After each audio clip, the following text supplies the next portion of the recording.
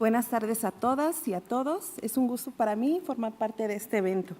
Bueno, entonces yo les voy a presentar las estimaciones de las guías, el componente cuantitativo de este trabajo. Las guías alimentarias son una herramienta que, entre muchas otras cosas, provee recomendaciones a la población sobre la cantidad de alimentos o grupos de alimentos necesarios para cubrir los requerimientos de energía y nutrimentos. Esto para disminuir el riesgo de enfermedades por excesos y por deficiencias de los mismos. La metodología para el desarrollo de las estimaciones de cantidades de grupos de alimentos difiere entre países. Sin embargo, comparten lineamientos básicos como son una lista variada de grupos de alimentos, estimaciones para diferentes grupos de edad y sexo y valores de referencia a cumplir. Además, las últimas guías de algunos países han coincidido en considerar la reducción del impacto ambiental en las recomendaciones de alimentación que se deriven de ellas. Así que el objetivo de esta presentación es describir el proceso y decisiones tomadas para la derivación de las estimaciones de cantidades de grupos de alimentos incluidos en las guías alimentarias para diferentes grupos de la población. La metodología. Nos basamos en este proceso. Primero hicimos una revisión de la literatura, la cual incluía la revisión de diferentes guías de diferentes países, y en lo que nos enfocábamos era en ver cuáles eran los grupos de alimentos que incluían las cantidades, la distribución de estos grupos de alimentos, la selección de grupos de edad de referencia, criterios nutrimentales que debían cumplir, procesos y el proceso de la estimación de dichas cantidades. Posteriormente, hicimos la selección de sujetos de referencia por grupo de edad y sexo. También hicimos la selección de criterios nutrimentales de referencia, es decir, energía y los nutrimentos que se iban a evaluar. Y con esto nosotros decidimos qué ecuaciones íbamos a utilizar para el cumplimiento, para evaluar el cumplimiento de los requerimientos. Después de varios ejercicios con diferentes ecuaciones, en el caso de energía, lo que utilizamos fueron las ecuaciones propuestas por el Instituto de Medicina de los Estados Unidos. Y utilizamos aquellas ecuaciones que tenían un supuesto de actividad física, ya sea sedentario y baja, porque eran los criterios que veíamos que también en otras guías se seguían. Para poder trabajar con los insumos que requieren estas ecuaciones, utilizamos los datos de la mediana de peso y talla de la muestra proveniente de la Encuesta Nacional de Salud y Nutrición de 2018, para que tuviéramos datos representativos de la población. Posteriormente hicimos la estimación de requerimientos de vitaminas, minerales y fibra, también utilizando los requerimientos que propone el Instituto de Medicina, ya sea el requerimiento promedio estimado o la ingesta adecuada en aquellos casos de los nutrimentos o componentes de la dieta que no tienen un requerimiento promedio estimado. En el caso de hierro, utilizamos la referencia para población mexicana, dado que considera una biodisponibilidad de hierro diferente, ya que nuestra dieta pues, tiene una biodisponibilidad menor. Y seleccionamos también los rangos de distribución de macronutrimentos. Posteriormente, hicimos la selección de grupos de alimentos que se iban a incluir y la identificación de alimentos dentro de cada grupo. Así también conformamos una tabla de composición de grupos de alimentos. Para la selección de los grupos de alimentos nos basamos en el trabajo publicado por Analí Castellanos, que mencionó el doctor Rivera. Este trabajo consistía en ver el apego a la dieta planetaria, pero también hace una propuesta de desagregación de grupos de alimentos, así como una distribución de energía y de gramos de cada uno de estos grupos de alimentos. Conformamos la tabla de composición por grupo de alimento. Utilizamos la base de composición compilada por el Instituto Nacional de Salud Pública, y utilizamos los datos provenientes de la Encuesta Nacional de Salud y Nutrición de 2016 de recordatorio de 24 horas. Analizamos cuáles eran los alimentos más consumidos dentro de cada grupo de alimento. Así que identificamos precisamente esos alimentos llamados centinela y hicimos un ajuste posterior para ver el tamaño de porción de cada uno de los alimentos dentro del grupo al que pertenecían. También consideramos datos de método de cocción, de los cuales refería la población en la que preparaban sus alimentos, y al final pudimos estimar la tabla de composición por grupo de alimentos expresada en 100 gramos. Después, hicimos la estimación en gramos de cada grupo de alimento que se necesitaba por cada grupo de población y vimos si con estas cantidades se estaba cumpliendo o no los criterios nutrimentales que se habían elegido. Para al final definir el tamaño de porción de cada uno de los grupos de alimentos y así tener la estimación de las porciones por grupos de alimentos de cada grupo de la población. Todos estos pasos del proceso, como bien lo mencionaba la doctora Bombecchio, lo consultamos y lo discutimos con el grupo de expertos. También vimos cosas específicas del proceso, como fue cuánto tenía que cubrir las guías en cuanto a los requerimientos de energía y de nutrimentos. Vimos también cuáles eran los puntos establecidos para ciertos grupos de alimentos, por ejemplo, el caso de las frutas. También se analizó cuáles iban a ser las cantidades mínimas o máximas de algunos componentes de la dieta, como es el caso de las grasas saturadas, qué porcentaje de energía íbamos a tomar. Así también el de carnes, vimos cuál debería de ser el rango y no pasarnos de esa cantidad, y discutimos sobre qué grupos de alimentos se iban a presentar como recomendaciones diarias y como recomendaciones semanales. Los resultados. Estos son los 12 grupos de alimentos que se proponen para este trabajo y que van a incluir en las guías. Son los cereales, integrales, granos y tubérculos, las verduras, frutas, lácteos, oleaginosas, aceites y grasas, leguminosas, huevo, pollo y otras aves, carne de res, otras carnes rojas y pescado. En estas tablas no pretendo que vean cada uno de los datos, pero quiero presentarles cómo quedaron los resultados o las guías que se van a presentar, y los estamos presentando por grupo de edad y sexo en el caso de las niñas y los niños escolares. Presentamos arriba la parte de las recomendaciones diarias, es decir, para los grupos de alimentos donde se dan las recomendaciones diarias, y en la parte de abajo las recomendaciones semanales que corresponden a los grupos de carnes y huevo. Para el grupo de adolescentes también tenemos las estimaciones por sexo y presentamos así los resultados por año de edad. Y en el caso del grupo de adultos, las estimaciones se hicieron por década de edad y también presentamos por hombres y mujeres. Como les decía, también analizamos el cumplimiento de los criterios nutrimentales, vimos cuál era la distribución que quedaba con la cantidad de grupos de alimentos que se estaban proponiendo, también vimos el porcentaje de adecuación de energía, de grasa saturada, de fibra, vitamina C, folatos, vitamina A, vitamina B12, hierro, zinc, calcio, vitamina D, y también el de grupos de frutas y verduras para ver si estábamos cumpliendo con la cantidad que recomienda, en este caso, la Organización Mundial de la Salud. En el caso de calcio y vitamina D se resaltan en azul porque son los nutrimentos que más problema tienen para su cumplimiento. Sin embargo, revisando las guías de otros países, vemos que es un problema generalizado.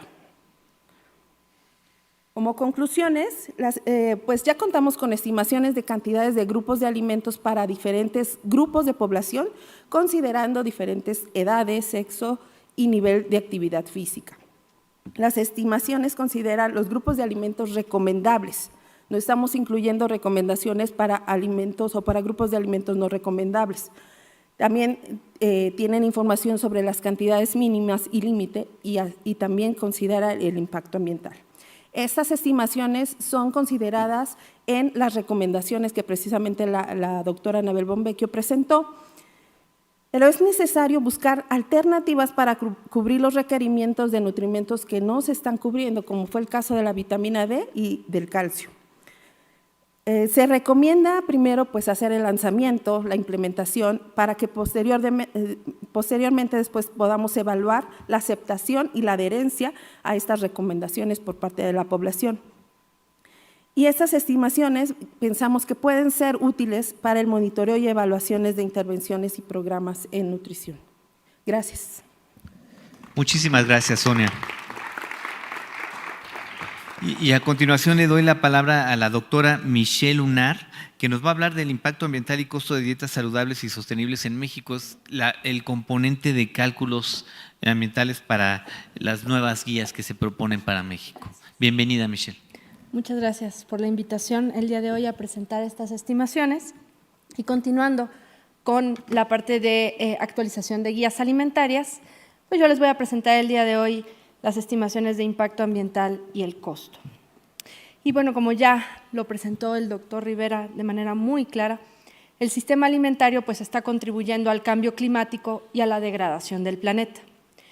El sistema alimentario es parte de esta sindemia global de desnutrición, obesidad y de cambio climático. Contribuye a la pérdida de biodiversidad, al uso excesivo de agua y a la eutrofización de mares. La producción y el consumo de alimentos a nivel mundial generan 1/3 de las emisiones de gases de efecto invernadero en el mundo. Y los productos ultraprocesados también están contribuyendo con el deterioro ambiental. Los monocultivos, el procesamiento, la generación de residuos derivados de empaques, entre otros elementos en la producción de estos productos. En México, de acuerdo a Semarnat, la producción de alimentos contribuye con 12% de la emisión de gases de efecto invernadero. Y de estas emisiones, 60% provienen de la producción de carne de vacuno. 26% del uso de suelo se utiliza para agricultura y pastos cultivados en nuestro país. Y aproximadamente 80% del consumo de agua es para actividades agropecuarias. También está contribuyendo a la deforestación y pérdida de biodiversidad asociadas al uso de suelo para actividades agropecuarias. Entonces, el objetivo de la presentación del día de hoy y de este trabajo es estimar el impacto ambiental y el costo de dietas saludables y sostenibles en adultos y compararlo con la dieta promedio en población mexicana. Para esto utilizamos 2 referencias de dietas saludables y sostenibles. La actualización de las guías alimentarias para población mexicana, las GABAs, que acaba de presentar la doctora Anabel Bombecchio y la doctora Sonia Rodríguez, y también las recomendaciones de la dieta planetaria propuesta por Eat Lancet, pero adaptada al contexto mexicano, que en esta presentación van a ver como Eat Healthy Reference Diet, y es la dieta que presentó el doctor Rivera y de la cual nos basamos para hacer las estimaciones para la actualización de las guías alimentarias.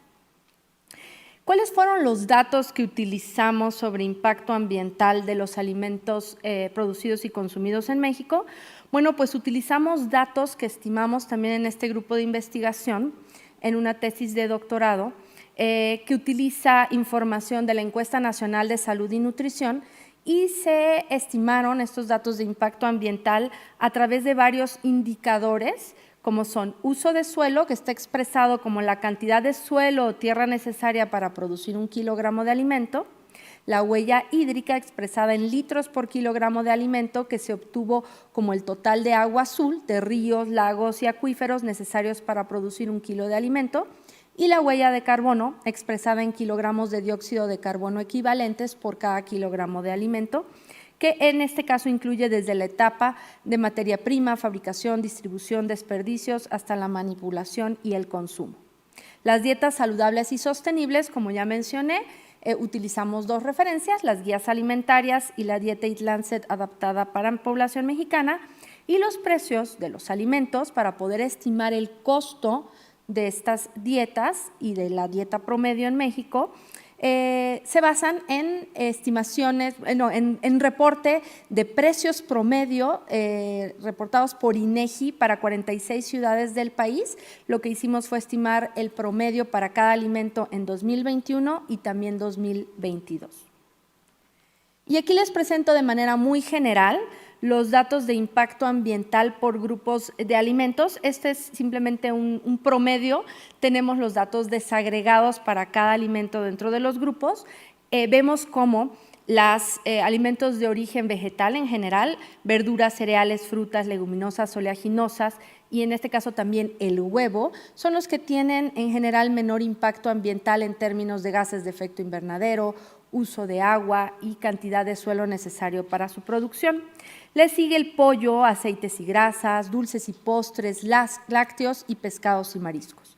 Dentro de los que más impacto ambiental tienen están los alimentos industrializados, los embutidos, la carne de cerdo y sobresale la carne de res o la carne roja en general, que es la que más tiene emisiones de gases de efecto invernadero, uso de agua y de suelo en su producción.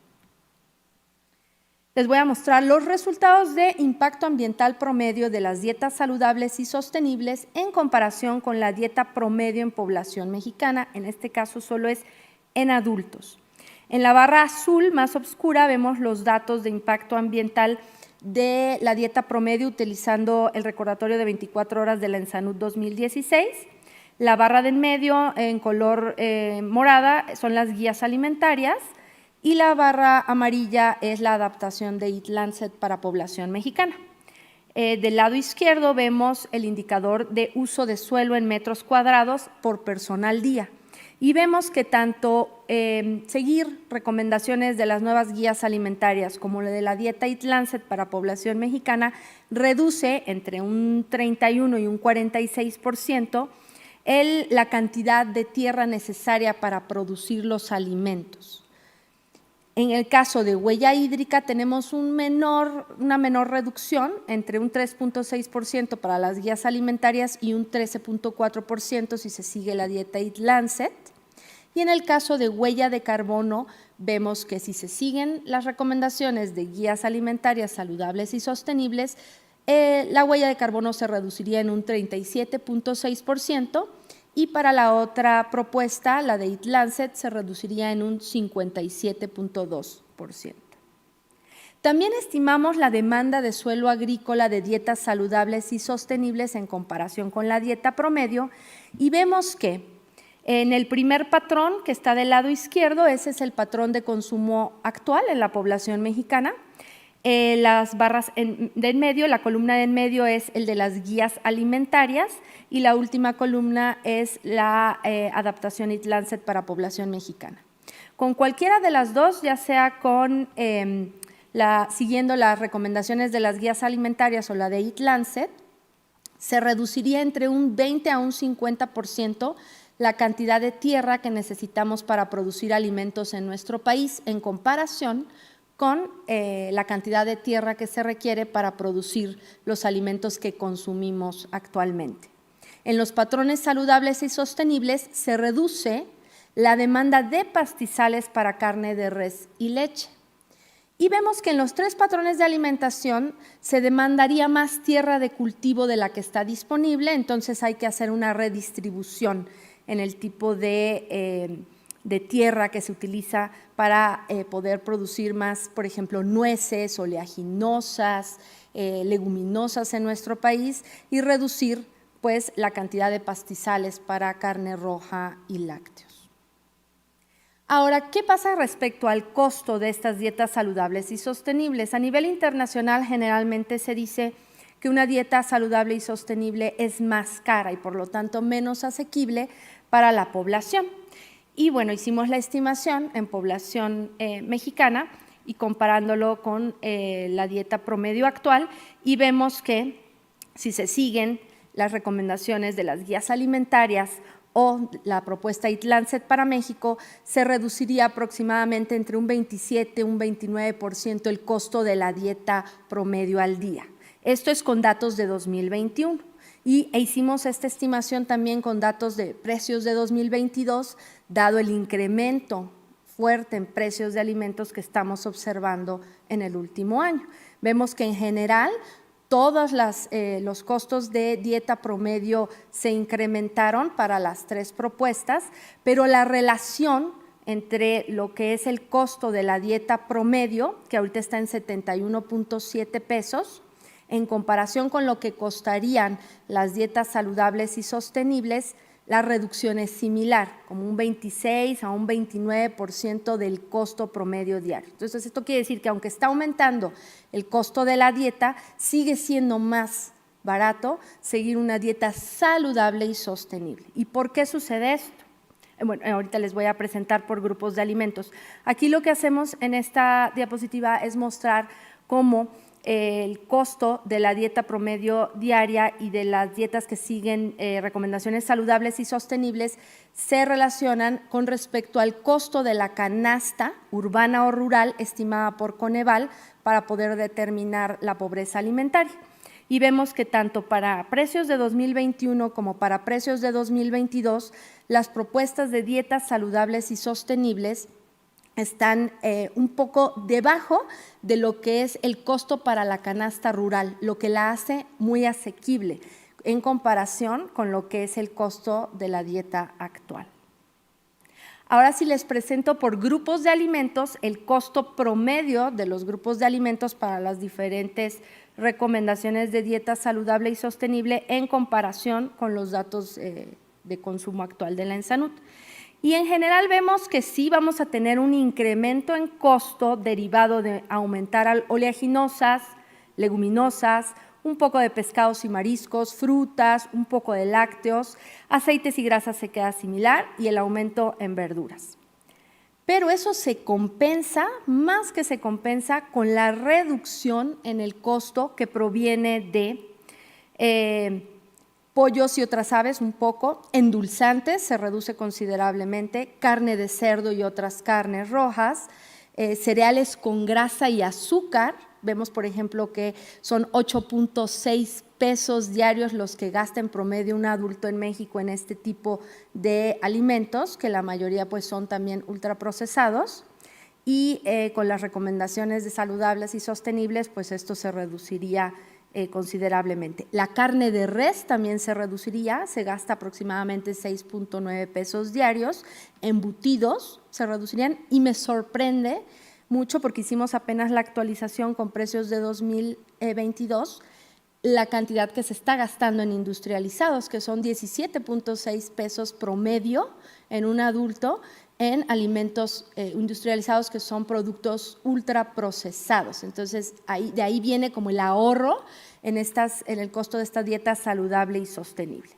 Entonces, en conclusión, vemos que se deben promover patrones de consumo saludables y sostenibles basados en recomendaciones como las nuevas guías alimentarias para población mexicana, ya que tienen un menor impacto ambiental, pero también tienen un menor costo comparado con la dieta promedio actual.